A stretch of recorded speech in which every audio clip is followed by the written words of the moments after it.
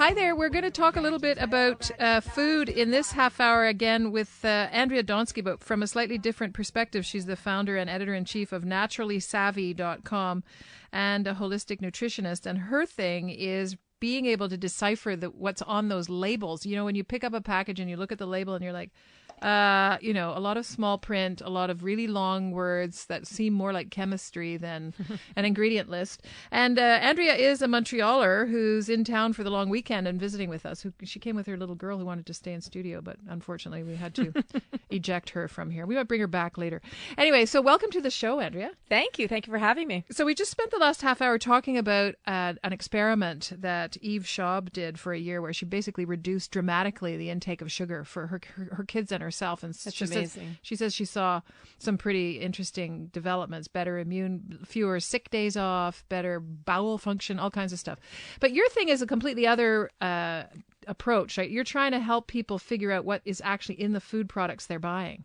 Yes, exactly. And I love what she did because we talk a lot, my husband and I talk a lot about taking sugar out of our diets and our kids' diet because there's a lot of research now that shows that sugar is not good for us. But what I look for is, so taking into account that sugar is not good for us, when we are buying products, most of us look at the nutrition facts panels. We look at the calories, we look at the fat, and we sometimes look at the sugar, hopefully in the sodium. But most of us are like kind of dumbfounded by, sort of baffles the mind, right? Like the lists are long and we don't necessarily know and then they disguise stuff. They put sugar in 3 different places, so you can't actually get a clear sense of how much sugar is actually in there. Yeah, and it's not even so much even with the sugar. I mean, they disguise things with, for example, like trans fats. So we know that trans fats are bad for us. And most of us, when we look at a nutrition facts panel, we'll look to see how many trans fats are in a product because that, all experts agree that it can lead to cancer, to diabetes, to heart disease. So we know it's not good for us. But in Canada, there's a label loophole that allows companies to write 0 trans fats on a nutrition facts panel if it has less than 0.2 grams of trans fats per serving. Oh, come on. Per serving. That's exactly. Too bad, right? Exactly. The vigilant consumer is kind of being hoodwinked there. Well, that's it. So that's why I teach people, and it's so important for me to teach people how to read a label because just because there's a label loophole doesn't mean that we as a consumer or we as consumers don't know how to make better purchasing decisions. So I teach people what is a trans fat? What are different ways that it could be written in an ingredients label? So it would be written as hydrogenated oils, partially hydrogenated oils.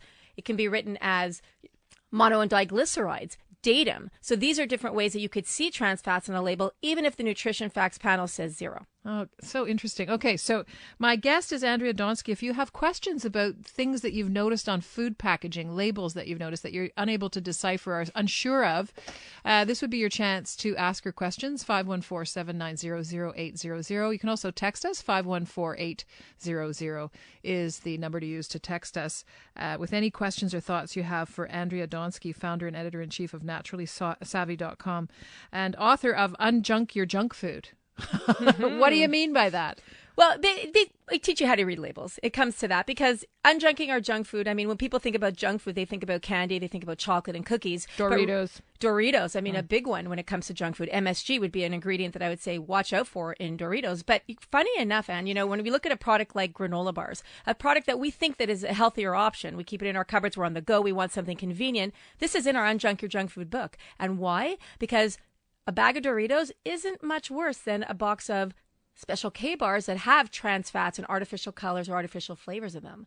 So people who put those in their kids' lunches, right? Maybe. So exactly. So, and the thing with artificial colors, let's say, for example, what the research is showing about artificial colors is that for people who give it to their kids, is that it's linked to increase in hyperactivity in children with and without behavioral problems. So this is why it's important that we understand what it is that we're putting into and onto our bodies every single day and giving to our kids. And we think they're healthier options when in fact they may not be. So your questions, 514-790-0800 is the number to dial. And if you want to text us, 514-800.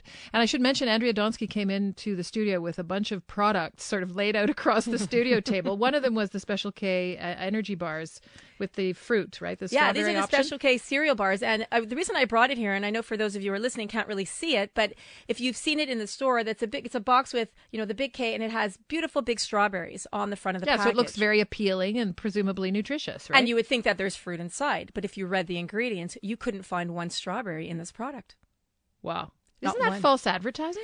Well, we call it, we like to call it misleading marketing. And we call it, on Twitter, we're big with the hashtag misleading marketing. And it really is, because as consumers, we really shop with, what's on the front of the package. And that's why I encourage people and urge people to turn it over and read the ingredients, because really the whole story is going to be here. For the most part, it's going to be here in the ingredients. And I tell people, don't just look what's on the front. Read the ingredients, because that's really going to tell you, are there trans fats? Are there artificial colors? Can you read those ingredients? Yeah, absolutely. In something resembling English? Because some of the words are extremely long, kind of compound Well, they are things. English. I mean, for me, the red flags would be anything that we call on our Scary 7 list of ingredients. So what Scary 7 ingredients are from the research when we wrote Unjunk Your Junk Food, it took us 2 years to write it. And what we uncovered was that there were certain ingredients that cause harm to our bodies, all according to research. Things like high fructose corn syrup. In Canada, you'll see it on a label as glucose fructose. Trans fats, artificial colors, artificial flavors, monosodium glutamate, and then certain preservatives. So that's what we call Scary 7 ingredients. And we always encourage people not to buy products that have them, especially because there are so many great alternatives out there that taste just as good and are better for us, but you don't have to settle for the harmful ingredients. But presumably those bad 7 ingredients are cheaper for the food sort of big food, right? So they use, like, trans fat is supposed to stabilize food, but it's practically indigestible, right, for people? Well, you just hit the nail on the head. I mean, really, companies are using them because they are cheap, and they're using them because they're easily accessible. And a lot of the time, companies are using products. Like, for example, I work with a company that told me they've tried to get a certain big name company, I won't mention names, to change from using artificial colors, which are the colors that make our food look really, really bright and appealing. And we eat with our eyes. So if we think of a product looks really good, it's going to taste good too. So I was working with a company that was telling me that he's been trying for many, many years to get this company to switch over to a natural color, because now there are companies who make natural colors from fruits, from flowers, from vegetables, and they may not be as bright and neon that we're used to in the coloring, but the companies don't want to switch because first of all, it comes down to price, but also the fact that consumers are used to having these bright neon colors, and they think it's better. They think it'll taste better. So they're afraid that people won't buy their product because of the change in how it looks. Okay. Well, we have a question from a listener who says, I have a corn intolerance and understand that many ingredients, including sugar, have a corn base. So that would be a high fructose corn syrup, absolutely, among other things. The labels rarely indicate this. How can I know? Asks Angie. That's a great question. I mean, when it comes to corn, I mean, there are very many derivatives of corn. So something, let's say, like maltodextrin can contain corn. So I would recommend that you go online and look for the different names for corn. For the most part, you can see, high fructose corn syrup will have the name corn in it. So you can tell from the ingredients that the corn is in there. But I would look online and find out a list of all the different names that corn can fall under. Same thing, like, let's say, for monosodium glutamate. I mean, there are 40 different names that MSG could be labeled as. So, really become informed. I encourage people to do their own research. I mean, I do a lot of research for people at naturallysavvy.com. We do a lot. I mean, that's what I do. I vet companies. I do the research for you. But if you have a specific allergy, like Sanji has, I would recommend Googling it and all the different names that corn could be labeled as. How did you get into this? Like, how did you decide that this is what you wanted to do? You know what? I've always been interested in food, but I went back to school to become a holistic nutritionist about 10 years ago. And the reason why was because I was experiencing digestive issues. Every time I would eat, I would get gas, I would get bloating. I was literally miserable. And I remember one day I was lying in bed with my husband. We were engaged, and I looked at him and I'm like, I can't live like this. This is crazy. I can't eat anything. I'm not happy. So I decided to do my own research. And once I started doing my own research, I realized that the reason why I was experiencing these discomforts was because of what I was eating and how I could make healthier choices to change my life. And I did. What did you discover about what was causing you to be feeling bad, like feeling poorly? Well, a lot of it had to do with the chemicals in the food. So a lot of the chemical additives. Yeah. So the chemical additives. So I was sensitive to some of the chemical additives. A lot of it had to do with gluten. It had to do with dairy. So once I started changing out these ingredients that I was intolerant to and sensitive to, that's what made the world of difference for me. Okay. Well, we're going to come back and talk a little bit more with Andrea Donsky, founder and editor-in-chief of naturallysavvy.com and author of a new book called Unjunk Your Junk Food. We have a couple of texts waiting, interesting questions. We're talking about nutrition and label literacy, I guess we should call it, with Andrea Donsky, founder and editor-in-chief of naturallysavvy.com and healthyshopper.ca. She's got a new book called Unjunk Your Junk Food, and we were just talking about being able to read labels and sort of figure out what's in there that you shouldn't be consuming. And we have a couple of calls and texts. Here's a text from somebody who says that they're allergic to MSG. When they list ingredients and just mention spices, does that mean it includes MSG, asks this texter. And you were saying during the break that MSG comes under many, many different names, yeast and all this other stuff. So there are 40 different names that MSG can be hidden as on a label. And that's why it's really important. If you go to our Facebook page, which is Naturally Savvy, we have a ton. If you click on our photos, you'll see we have a ton of graphics, and one of them are all the different names for MSG. Or even if you go to our website and you type in different names for MSG, the chart will come up, and you could print that chart and put it on your fridge so you keep it handy, or put it in your wallet when you're shopping. So, terms like autolyzed yeast extract or yeast extract, those could be or hidden forms of MSG, which is the free glutamic acid. So if you do have an allergy to MSG, I would advise that you definitely know what those different names are and make sure that you don't buy any products that contain those. Now, some people, what they are allergic to or what the side effects that they feel with MSG are headaches, anxiety, heart palpitations. Some people flush. They get a red color in their face. Yeah, they get a red. So there's so many different side effects that come with MSG. So it's an important,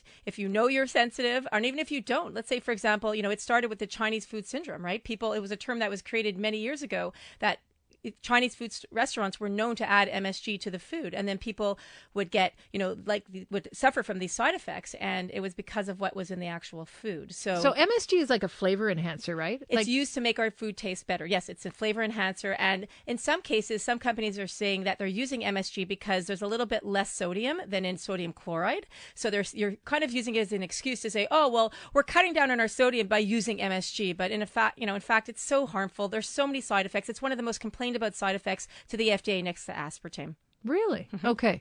So let's go to the phones. We have a question from Rini in Côte St. Luc. Hi, Rini. Hi. Go right ahead. This was exactly the question that I had because I use a soup base, and the one with MSG has 730 milligrams of salt, and the one without MSG, I think, has 1,130. So I don't know what to do. So you're wondering which product to choose. Right, the one with MSG has less salt than the one without MSG. Right. Okay. So that's exactly what I just said, is the fact that companies are using it to say that they have less sodium. And so what I would recommend, Rini, is I would never put anything in my body that has MSG because it's harmful and it causes these side effects. So I would, what is the product? Because maybe we could find you an alternative to what the product is that you're eating. Well, it's Lieber's chicken flavor consommé. Okay, so are you using it to add to soups? What do you Exactly. Okay, so there are great options out there that, do you ever shop at a health food store or Loblaws, let's say the natural value section? Okay, so in the natural value section at Loblaws, ask someone who works there to point you in the direction of using an alternative. For example, there are liquid containers that have the soups. I use it to cook with, or there's ones that you can reconstitute that you just add hot water to that are made from organic sources so that they won't contain the MSG, which in are powder safer. form? I've seen it in liquid form and I've seen it in powder form, and I've also seen it in little blocks, right? The little squares that you can reconstitute with the hot water. So there are great options out there that you don't have to settle for the MSG ones. Okay, thanks. Thanks for calling, Rini. Okay. I'm in studio with Andrea Donsky, founder and editor-in-chief of naturallysavvy.com and healthyshopper.ca. She's a registered holistic nutritionist and author of Unjunk Your Junk Food. So in closing, wait a minute, here's a good question. This is a very good question. Diet Pepsi. I have a friend that drinks lots of Diet Pepsi. He thinks it's not bad for him. What should I tell him to make him stop, says Carlos. Oh, Carlos, it's such a hard one. When it comes to, ingredients and, comes to any of the artificial sweeteners, it's the last thing that people come off of. It's the last thing I come off of because they're addictive. I would tell your friend, Carlos, that they're really bad. There are so many complaints about, the diet pops with the artificial sweeteners, and the problem is that many of these artificial sweeteners with the sodas that contain these artificial sweeteners have more than just one. They have aspartame, they have acesulfame potassium. So they're coupling these artificial sweeteners together to make it even more sweet, and it's really scary. And side effects can be, headaches, anxiety. I interviewed a woman who went temporarily blind from drinking too much diet soda. Come on. Yeah, it was an incredible story. And she found, her doctor told her she had lupus and all these autoimmune disorders. And as soon as she went off it, she got her sight back. Wow. So it had an impact. She must have been drinking a lot. She was drinking a 2-liter bottle of diet soda a day. Wow. Mm-hmm. That's a lot.